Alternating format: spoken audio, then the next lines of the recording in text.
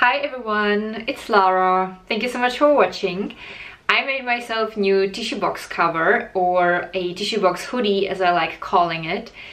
I had for several years this one in my video room, made of pink fabric with lace and with edelweiss in the front.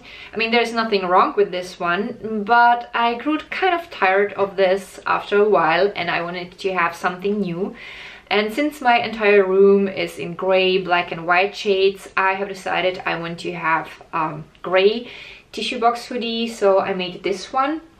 And in this video I will show you how to create a pattern for such covers for your tissue boxes. I will show you two variations because I made one where the opening copies the opening on the tissue box, and I made a second one that is a little bit different on the top. So in this video you will see how can you create your own pattern. And then I have filmed a second video which I will publish tomorrow, in which I will show you how to sew your tissue box hoodies. So today is the 25th of February, so if you are watching the video on the same day as I'm publishing it, then you will have to wait tomorrow till tomorrow for the tutorial for the sewing part.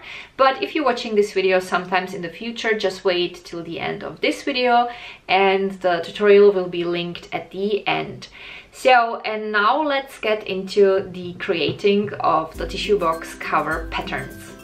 So here I have my tissue box for which I'm going to make my tissue box hoodies. This is a standard size here in Europe, so no matter which brand you would buy, the hoodies would fit. As you can see, this tissue box has an oval shape opening here from which you pull out the tissues. I will show you two variations of tissue box hoodies. One will copy this opening and one will have just a straight opening in the middle. In order to make our pattern, we have to copy several parts of this tissue box hoodie. So first of all, we will copy the top, and for one variation we will have to copy this opening, then we will have to copy the long side and then the short side. Now here are my sketches that copied exactly the shape of the tissue box. We will have to adjust it. I will explain in short why. So this is the exact copy of the top of the tissue box with the opening. I have made a second sketch where I have just the shape of the top of the box without the opening. And then I have one sketch for the short side of the box and one sketch for the long side of the box. Now, in order to be able to pull our tissue box hoodies over the box, we have to consider that the tissue box hoodies have to be slightly bigger than the box, otherwise it would not be easy, almost impossible to pull the hoodie over the box. So what we have to do is to take our sketches and add a little bit space around the outer lines. So I'm just gonna add here, let me measure that, I think it's about 1.5 or 2 millimeters, so it's exactly 2 millimeters. I think this is perfect, and this is what I'm gonna do on each side, on each sketch. So let me draw these lines here. Maybe I should measure that because we want to be exact. The more exact you are, the better the result will be. So I'm gonna mark here 2 places. So here we go. Then I'll have lines on each side, and now it's a little bit bigger. And this is what I'm gonna do for each of my sketches. Now let's have a look at the top of our tissue box with the oval shaped opening once the sketch has been adjusted. So first of all, I have here on the outer side the red lines that made the original shape tiny little bit bigger, so that we will be able to pull our hoodie over the tissue box. Then on the contrary, where the opening is there, I made it a little bit smaller, because that way I won't see the edges of the actual opening on the tissue box. It looks a little bit prettier. And then these parts that I have added here, this is seam allowance. I just wanted to put it on a paper so that it is very understandable where you need seam allowance. So as you can see, it's on each side on the outer lines.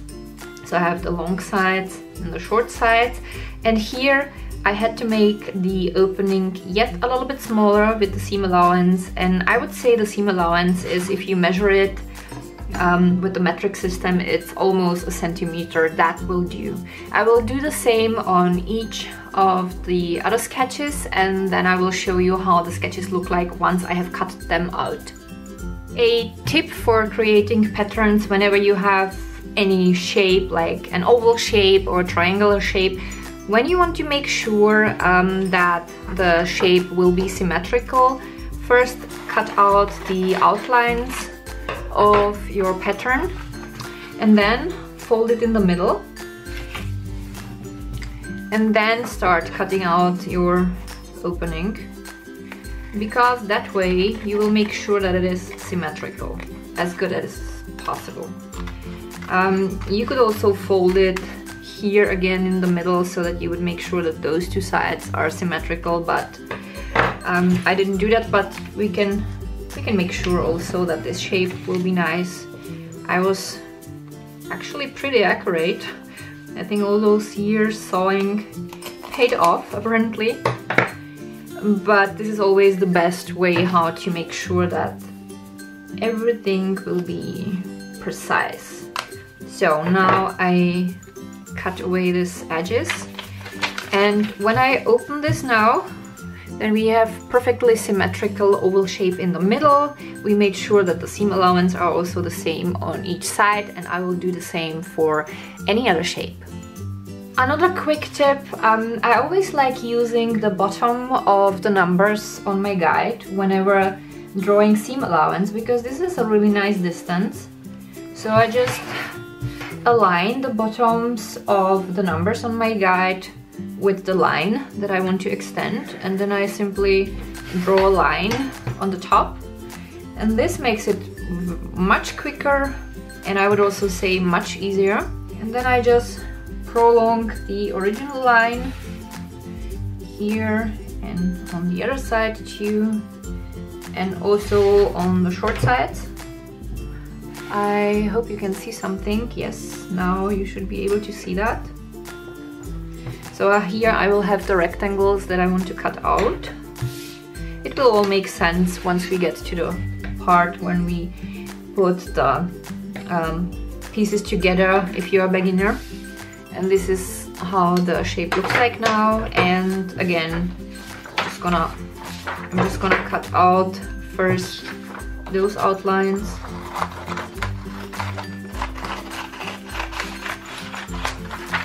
And the short outlines too, and then the little rectangles. But again, if you want to be really precise, you can fold your rectangle in the middle like this, and then again along the long side, and then you cut your rectangles out, and then you have again perfectly symmetrical pattern. And it looks like this. Now let's get back to the rectangular shape for the top of our tissue box hoodie that has no opening. So here I have, with folding it, marked the middle. And for the way I will be making the top, I will need here also a seam allowance. So again, I marked the middle. I will align the bottoms of my numbers on my guide with the middle, and then I will just draw a line. This is my seam allowance in the middle, and I will need 2 pieces of this. So that was probably pretty fast. I'm just gonna cut it out and then you will see.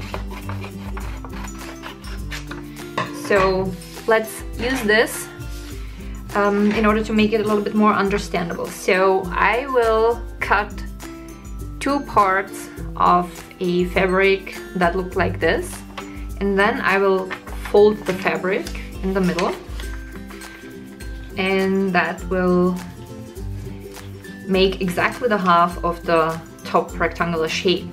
So if I would open that, you can see the pattern goes a little bit further than the middle is. So these are the two ways how to make the top. And in my video where I will show you how to make the hoodies, it will be more understandable. And last but not least, this is a tip that applies also to other sewing projects, not just for this one.